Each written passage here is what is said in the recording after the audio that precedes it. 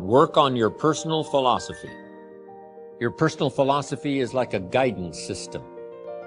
And your guidance system only does two things. One, helps you to see the dangers over here so you don't build on the sand. Now, your guidance system also helps you to find the opportunities over here. And this is what the drama of life is all about. Danger riding side by side with opportunity. Los Angeles, a place for the most extraordinary opportunity probably in the world, side by side with danger. If you're a pedestrian and the light turns green, you better not walk for a second or two. To what? Save your life. Danger and opportunity. Learning to understand one so you can avoid it, how to cash in on the other. The guidance system must start early. And the temptation is always there. When I was a little kid growing up, I saw this cartoon of a little boy with a little devil on one shoulder and a little angel on the other shoulder, both whispering in his ear. What is that? It's called high drama. Every day of our life we are tempted. Sometimes it could be fatal in a moment. Here's a father who loves his family. He's a respected citizen. He's got a thriving business, but he's late for an appointment. And the light turns red and the voice says, go, you can make it this time, go. And now he's dead. This is not a bad man. This is a careless man. So everybody's guidance system has got to be alert and working. Whether it's a moral question, ethical question, all the rest. That's why the great prayer says, lead us around temptation. This is part of the great drama. The spoiler and the creator. Why this drama? Because it's the only way to create a human drama. Here's what it seems like. Opposites are in conflict and we are in the middle. Whether it's in business, whether it's home, friendship, health, no matter what it is. It's the drama. In your bloodstream, there are red corpuscles to nourish and give life like a mother, and white corpuscles to fight like a father. And you got to have both. White corpuscles say, just show me some infection, I'll kill it. Because if I don't kill it, what? It kills you. Somebody's going to get killed today. So the war is going on. Friendly bacteria and unfriendly bacteria. But what if you picked up a book and the first chapter said, everything's fine. Second chapter, everything is just fine. Fourth chapter, everything's fine. Would you finish the book? First chapter, the war is on. Let me read the second chapter and the third chapter. Let me give you the last illustration. Would it be possible to win if you couldn't lose? What if you put a football under your arm and we all went with you to the nearest football stadium and you crossed the goal line? Would we cheer and call it a touchdown? It's not a touchdown until you face the 300-pounders. And all we have to do now is figure out in our business, social, personal, daily life how to multiply all life systems by following a few simple guidelines. One is understanding, first of all, philosophy being like the set of the sail on a sailboat. The wind is always blowing, but to get to your dreams and the things you want for yourself and for your family and the money and all the rest, you don't have to curse the wind. All you have to do is set a better sail. You will get so good at setting sail that no matter what winds blow, it still takes you toward your destination. Making sure you're not building on sand. It starts with personal philosophy. You can tear up the old script and design a new one, starting at this convention. And you can change a little or you can change a lot. Here's what's extraordinary about human beings. And it's all a matter of personal choice. You can go with the old script or with the new script. At age 25, I decided to tear up the old script. My mentor said, Mr. Rohn, you've been working 6 years. How are you doing? I said, not very well. He said, I suggest you not do that anymore. He said, couldn't we go over the last 6 years and find out where your errors in judgment were? And couldn't we correct those and invest that correction in the next 6 years? I said, I guess we could. That's how I went from pennies to pennies. So however little, much you want to change, that's up to you. But see, if there's a class and you don't take it, and a discipline and you don't try it, then who are we going to blame? Nobody but yourself. Jot this little phrase down, and it wouldn't hurt to memorize it. From testimonials and personal experience, we have enough information to conclude that it's possible to design and live an extraordinary life. I'd like to have you remember that for the rest of your life. Now, let me give you the rest of my ideas. The first one was personal philosophy. Learning to judge between darkness and light. Then here's the key, to cooperate with the positive side.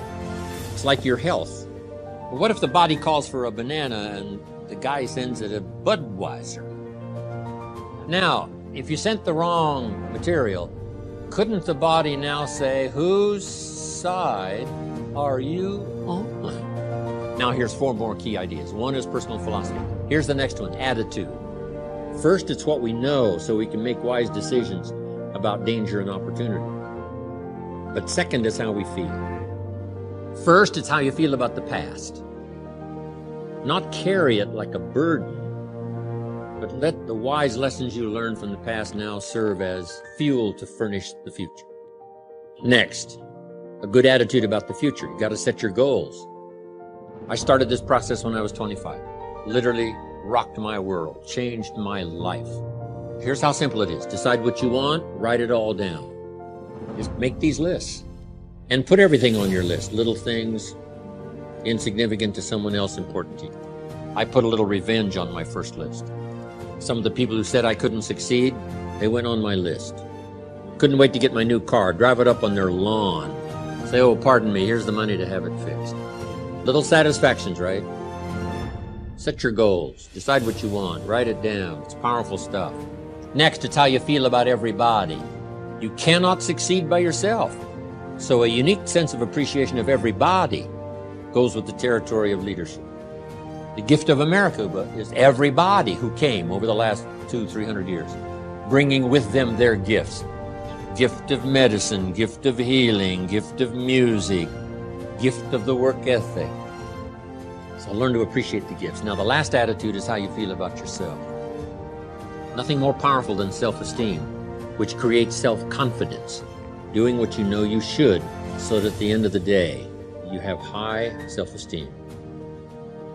Now, here's the third of the 5 ideas, activity.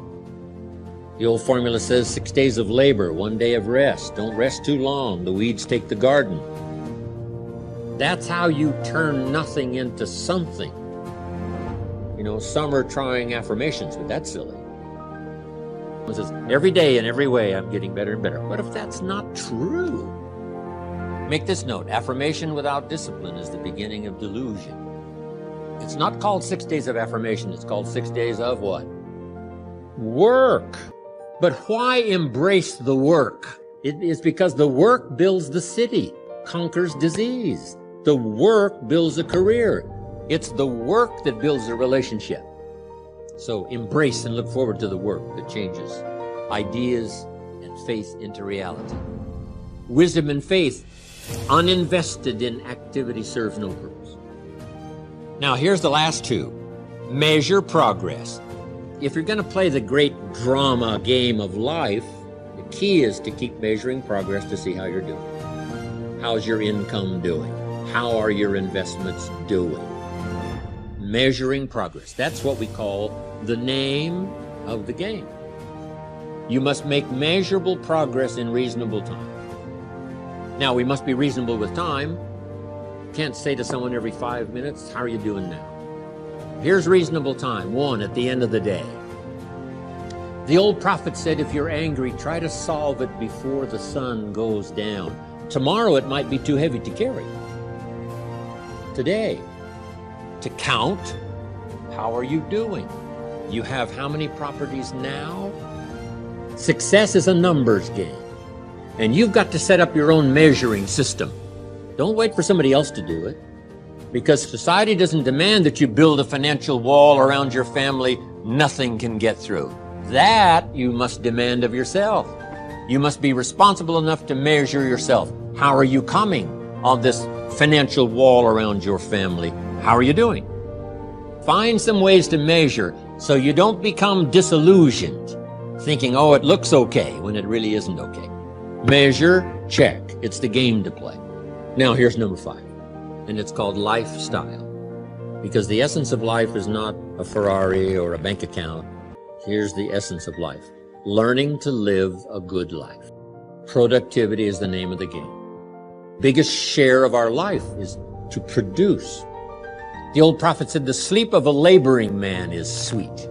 A producer, not a drifter, not the sleep of a joker. Then my mentor taught me if I started part-time, I could have a great testimonial that went like this. I'm working full-time on my job, and I'm now working part-time on my fortune. It's so exciting to go to work part-time on your fortune. Yes, it's fun to make a little extra money. Yes, change your lifestyle. But I developed a whole new philosophy. That's why within less than 6 months, I was making more money part-time than I was making on my full-time job. Here was my next goal, to make twice as much money part-time as I was making on my full-time job. I reached that in less than 1 year. Now I've got an incredible story. I found this unique opportunity. I'm part-time, but I'm making twice as much money part-time as I'm making on my full-time job. I'm then still reluctant to go full-time because I didn't want to give up this incredible story. You can have more than you've got because you can become more than you are. If you just remain how you are, you'll always have what you've got. But if you're willing to make changes, the next 5 years of your life can be totally different than the last 5. If you don't change, chances are excellent the next 5 will be like the last 5. You just have to search. If you search, what? You will find. Finding is reserved for the searchers, not for the hopers, not for those who wish, but for those who search. And you've had enough information here already today to go back and increase your skill and ability to search until you find good people. The third skill I learned was how to organize, getting people to work together. If you want to become wealthy, this is one of the most important skills. An ancient scripture says, if 2 or 3 agree on a common purpose, nothing is impossible. The next key I learned that changed my life, a unique skill called promotion. Alan Lorenz is probably the best. He knows all the dates and he knows all the meetings. He almost has the world calendar in his head. It's amazing. And he knows the reasons why. If you just do this, you'll reach this level. If you do this, you'll reach this level. And if you just take 4, you'll do this. But if you'll take care of the little steps, learning to recognize, promote, then here's a key that made me millions. Be so busy giving recognition to others, you really don't need it for yourself. Next, the skill that I learned during those formative years of being a distributor, and that's communication. And it's communication in 3 parts. Here's those 3 parts. Number 1, training, showing somebody how the business works. You've had plenty of that already today. But here's the next one, which I'm trying to do a bit of as we finish here today. And that's called teaching. And I've just used 2 words just to separate the 2. Training, showing somebody how the business works. Teaching is showing somebody how life works. When I met my teacher, Mr. Schoaf, he said to me, Mr. Rohn, show me your current list of goals and let's go over them and talk about them. He said, I've been around a long time. I can probably give you some good advice. And I said to him, I don't have a list. He said, Mr. Rohn, if you don't have a current list of your goals, he said, I can guess your bank balance within a few $100s, which he did. And that got my attention. I said, you mean my bank balance would change if I had a list of goals? He said, drastically. I said, then I'm ready to learn how to set goals. He taught me, and it changed my life, how to set goals. So I'm asking you not only just to be a trainer, I'm asking you to be a teacher. Teach somebody leadership skills. Teach somebody communication skills. So we need life skills and business skills, and you can learn to do both, even if you're fairly new. Here's the most important on communication, learning to inspire. Helping people see themselves better than they are. Helping people see the future.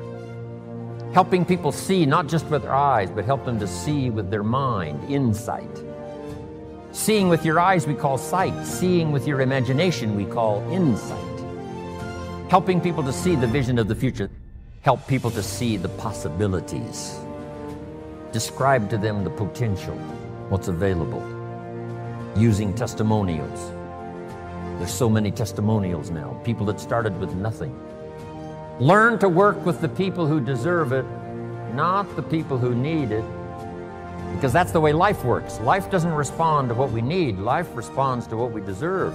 It doesn't say if you need a harvest, you'll get one. It says, no, if you plant in the spring, you'll get a harvest in the fall. Reaping and harvesting belongs to the planters, not to those who need, but to those who plant. Then here's the next key. Show people how to deserve your time. Work with the people who deserve it, but show them how to deserve your time, your attention, your information. Do your best to teach and inspire and instruct, and then just see what happens. Let yourself be surprised. Here's what else I found that made me rich. Sometimes it's not who you recruit, it's who they bring you that makes you rich. You must remember that. You recruit somebody and they bring somebody who brings somebody who brings somebody, and that's the person who makes you rich. And have the patience to make that happen. So let me give you this quick list now as I wrap it up. Here's the first one. Have some patience. Patience to work with a variety of personalities. Some customers are easy and some are a pain. Some distributors are easy and some are a pain. Some distributors, as soon as they're recruited, open up the bottle of tablets, pour the tablets on the table, and they count the tablets. If it's one tablet short, they call you on the phone. If it's one tablet too many, they never call. Have the patience, do the best you can. I know sometimes patience finally runs out, but until then, do the best you can. Next, you got to have faith to believe, faith in yourself, faith in the process, faith in the plan, faith in the products.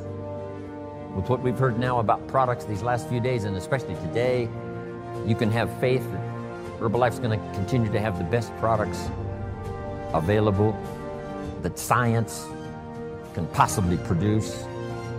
Here's what's next. Learn to make wise decisions. Wise decisions about yourself, your organization, your family, your future. Develop all the skills necessary to make your fortune. And by the way, speaking of fortune, jot this down. One of the early goals you should set, since you're involved in a program that can help you get there. The goal to become financially independent as quickly as possible. Financial independent means the ability, here's where I really am, here's what I'm really doing, here's what's really going on. That kind of courage will change your life. Here's the next one, courage to change. If you've gotten some information here already today to make some changes in your program, changes in your thought, changes in your philosophy, how to do the business, make those changes. Here's the next one, courage to be silent when it's so easy to talk. Here's the big one, courage to forgive. If somebody you've been working with and there seems to be a little tension, things aren't going well, somebody asks you to forgive, do that. Next, the courage to risk, like the farmer does every year, planting in the spring. Risk your emotions and your time and your heart. And to finish, learn the lesson of the seasons. Do the work of summer. Here's what summer's for: to nourish your values like a mother, give them life, to protect them like a father. Do the work of summer, staying the whole season, staying till it turns, staying till it happens. As you would protect a newborn baby as a father and nourish it like a mother, so treat your organization. Next, in the harvest, when it comes, there's two things in life that are so important. Number one, the full development of all your potential. Here's the next one, the wise use of all your resources. All those years ago, I started teaching 70, 10, 10, and 10. Don't spend more than 70% of what you earn. Then 10 cents for charity, 10 cents for active capital, which is Herbalife, 10 cents for investment capital. 70, 10, 10, and 10. Some have used that. Sarah used it. Others have used it over the last 10 years to become millionaires. I was taught which works. If you want to be financially independent someday, it's called 2 homes and 1 car. The average American gets 2 cars and 1 home. Here's a good advice. 2 homes and 1 car. You buy the second car after you've bought the second home. Wise use of your resources. So do the work of summer. It's not easy, but get it done. Do wise things with your harvest. And here's the last season to finish. When the winter comes, Hopefully you'll be prepared from what you've done before the winter arrives. But the winter of surprise, the winter of death, the winter of illness, the winter of difficulties, make this note, just hang on. You know, the winter cannot last forever. There's never been a double winter. Some are difficult and some are easier.